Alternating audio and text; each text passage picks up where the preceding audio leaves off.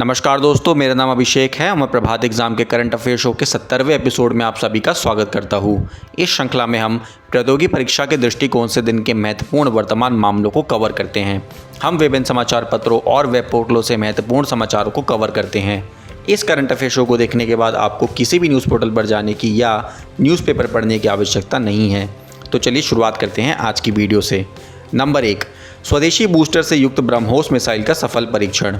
स्वदेशी बूस्टर और air frame section के साथ ही कई अन्य मेड इन इंडिया उप प्रणालियों से युक्त सतह से सतह तक मार करने वाली सुपरसोनिक क्रूज मिसाइल ब्रह्मोस का ओडिशा में ITR बालासोर से 30 सितंबर 2020 को 10:30 बजे सफलतापूर्वक परीक्षण किया गया। यह स्वदेशीकरण के लिए विस्तार की दिशा में एक अन्य महत्वपूर्ण कदम है। BrahMos land attack cruise missile की अधिकतम गति मैक 2.8 रही। नंबर 2, वायु प्रदूषण की समस्या से निपटने के लिए दिल्ली और पड़ोसी राज्यों पंजाब, हरियाणा, उत्तर प्रदेश तथा राजस्थान के पर्यावरण मंत्रियों की बैठक। हर वर्ष सर्दियों में दिल्ली वासियों को वायु प्रदूषण की समस्या का सामना करना पड़ता है।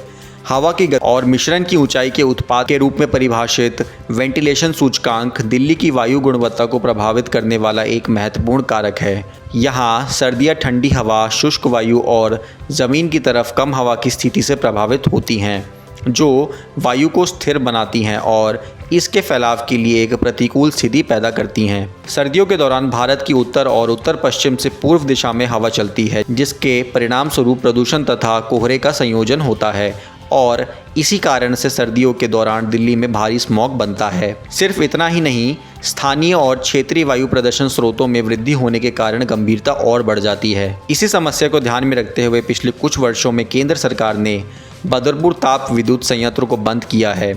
इसके अलावा सोनीपत पावर प्लांट को बंद किया, कम प्रदूषण फैलाने वाले BS6 मानकों को पूरा करने वाले वाहनों और ईंधन को बढ़ावा दिया, दिल्ली में पेरिफेरल एक्सप्रेसवे का निर्माण तेजी से पूरा किया और वाहनों को सब्सिडी आदि दिए हैं। नंबर 3, एमनेस्टी इंटरनेशनल ने भारत में अपने ऑपरेशंस बंद किए। एमनेस्टी इंटरनेशनल एक गैर सरकारी संगठन है जिसका मुख्यालय यूनाइटेड किंगडम में स्थित है, जो मानव अधिकारों पर केंद्रित है। एमनेस्टी अंतर्राष्ट्रीय कानूनों और मानकों के अनुपालन के लिए मानव अधिकारों के हनन और अभियानों पर ध्यान आकर्षित करती है। 28 मई 1961 को वकील पीटर बेंसन द्वारा द फॉरगॉटन प्रिजनर्स नामक द ऑब्जर्वर में छपे लेख के प्रकाशन के बाद एमनेस्टी इंटरनेशनल की स्थापना 1961 में लंदन में हुई थी। संगठन को 1978 में अत्याचार के खिलाफ मानवीय गरिमा की रक्षा और 1978 में मानवाधिकार के क्षेत्र में संयुक्त राष्ट्र पुरस्कार से सम्मानित किया गया था। नंबर 4, स्वास्थ्य मंत्री हर्षवर्धन ने किया ICMR के वैक्सीन वेब पोर्टल और कोविड-19 हेतु राष्ट्रीय नैदानिक रजिस्ट्री का शुभारंभ।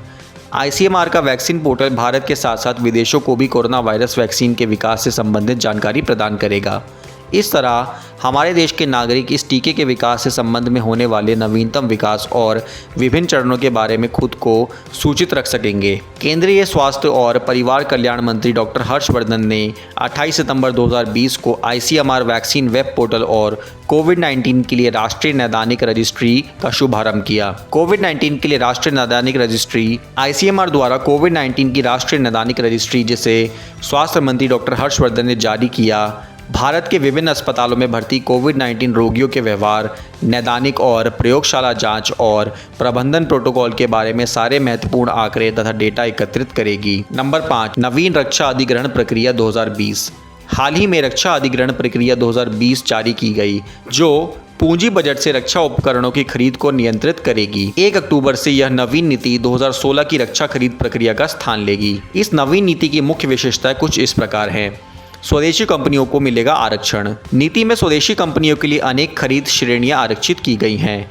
रक्षा अधिग्रहण प्रक्रिया 2020 एक भारतीय विक्रेता को ऐसी कंपनी के रूप में परिभाषित करता है जिसका स्वामित्व और नियंत्रण भारतीय निवासी नागरिकों के पास है एवं जिसमें प्रत्यक्ष विदेशी निवेश 49% से अधिक नहीं हो।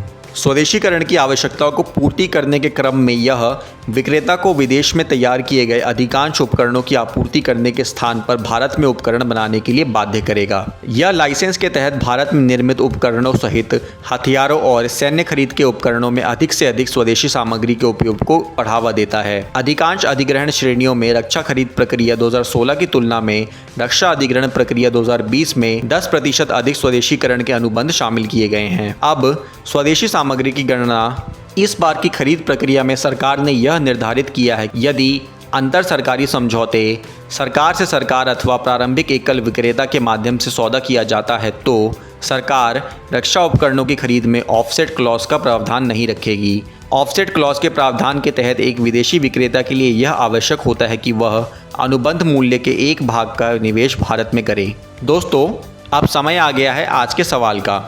आज का सवाल है कि भारतीय संविधान के अंतर्गत संविधान में संशोधन संबंधी पहल का अधिकार किसे है। आपके ऑप्शन है राष्ट्रपति, प्रधानमंत्री, भारतीय संसद या अटॉर्नी जनरल। आप अपने जवाब हमें नीचे दिए कमेंट सेक्शन में बताएं। हम इस पर कल की वीडियो में चर्चा करेंगे। दोस्तों, पिछली वीडियो में हमने आपसे पूछा था कि किस संविधान संशोधन अधिनियम ने राज्य के नीति निर्देशक तत्वों को मौलिक अधिकारों की अपेक्षा अधिक प्रभावशाली बना दिया था। दोस्तों, इसका सही उत्तर है ऑप्शन ए, 42वें संशोधन ने। आप में से उनको बधाई जिन्हें सही जवाब मिले। आज की वीडियो में बस इतना ही। वीडियो पसंद आई हो तो वीडियो को लाइक और शेयर ज़रूर करें और अंत में चैनल को सब्सक्राइब करना ना भूलें। धन्यवाद।